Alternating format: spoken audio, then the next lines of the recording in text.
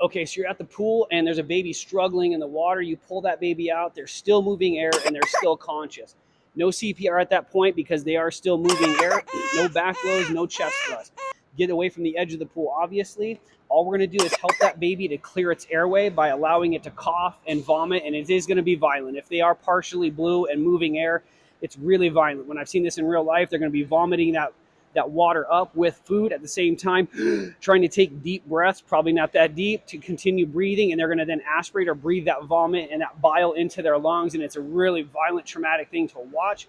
But keep that baby seated forward or nice recovery position to the side. While the baby is conscious that you just pulled from the water, they've ingested, they've swallowed a ton of water, keep them in the recovery position. Do not do this, because now gravity is just going to help that water and that vomit to choke this baby out. So keep them in the recovery position like this. Keep them in the recovery position like this. If unfortunately they do pass out, we're going to lay them down and start compression. Water, the baby is blue and not breathing. Tell somebody to call 911 and to go get a first aid kit and an AED. Next thing we're going to do is first we're going to give 2 breaths, mouth to mouth.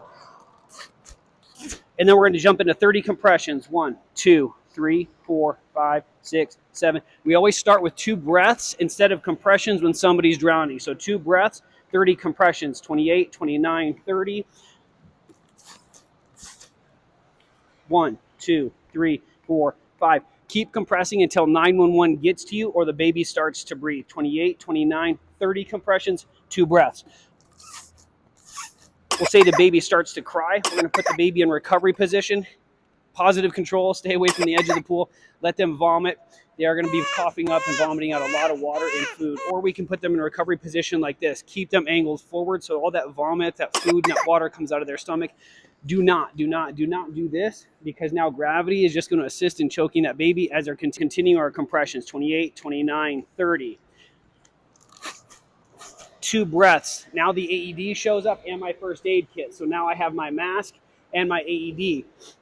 We're going to go ahead and open that AED, have your partner start to continue using those 30 compressions in 2 breaths. First thing we're going to do is turn it on. The child, press the child button. Because it's an infant and a child under 8 years of age, under 55 pounds, we're going to hit the child button. We're going to look at our pads and look for placement. Because it's an infant, he's under 8 pounds and under 55 pounds, under 8 years of age. We're going to put 1 pad directly in the center of the chest. Press nice and firm. Second pad is going to go onto the back of the chest, the back, nice and firm.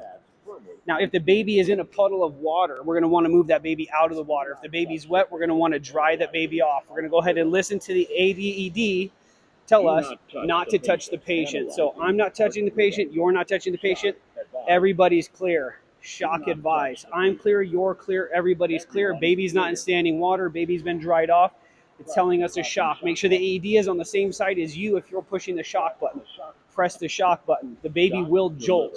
After we do that, press that AED, we're going to jump right back into CPR, and you are going to be doing compressions on top of the pad. 30 compressions. Just listen to the metronome. 20. Listen to that metronome guide you through the CPR. Now your first aid kit showed up, so you have your mask. 2 breaths. And we're just going to continue to work 30 compressions and 2 breaths until EMS gets to us or until the baby starts to breathe again. If the baby does begin to breathe, we're going to go ahead and put that baby into recovery position, sit that baby forward, leave the AED pads on the baby, okay? If the baby goes back into cardiac arrest, the AED is going to tell you, hey, analyzing rhythm, don't touch patient. That way we can jump right back into CPR and let that device do its job. You can also do recovery position by sweeping under here, holding that baby forward. Now, unfortunately, if we need to keep working CPR once EMS gets here, then we're going to just go ahead and work that. But that's your application of